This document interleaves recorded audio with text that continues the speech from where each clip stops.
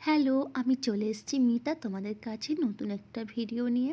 আগের দিন বলেছিলাম যে মামুনি কেমন আছে সেটা তোমাদেরকে জানাবো। অনেক দিন হলো মামুনিকে নিয়ে কোনো ভিডিও দিইনি। আগে বলেছিলাম মামুনির শরীর খারাপ, এখন মামুনি কেমন আছে। 1.5 মাস হয়ে গেল মামুনি এরকম অবস্থা হয়ে গেছে, স্ট্রোক হয়েছে। তো সেটা তোমাদেরকে বলেছিলাম, তারপরে আর আপডেট দেওয়া হয়নি যে কেমন আছে। আজকে সেটাই বলবো। মামনি আগের থেকে অনেকটাই ভালো আছে।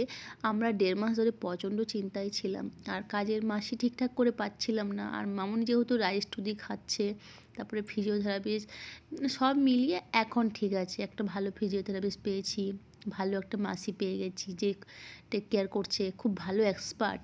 রাইস-টু দিয়ে সেকেন্ডের মাথায় খাইয়ে দিচ্ছে। তারপরে দেখি সব কাজ বাড়িতে মোটামুটি নিজের মতো করে গুছিয়ে নিয়েছে।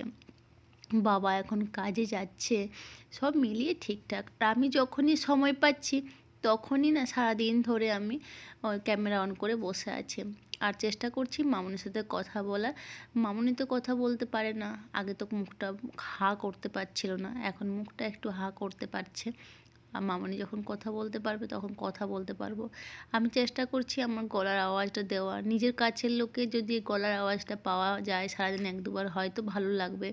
তো ওই জন্যেই আমি সবসময় মামুনি মামুনি বলে ডাকছি যে তাড়াতাড়ি ঠিক হয়ে যাও, তারপরে আমরা ঘুরতে যাব। আর আমার টিকিট কাটা ছিল, টিকিট কনফার্ম হয়নি। 5 তারিখে আরেকটা কাটা আছে, জানি না কনফার্ম হবে কি না। দূর থেকে যতটা দেখা যায় সেইটাই। তো এখন মামুনি ঘুমোচ্ছে। চলো টাটা বাই, দেখা হবে অন্য কোনো ভিডিওতে।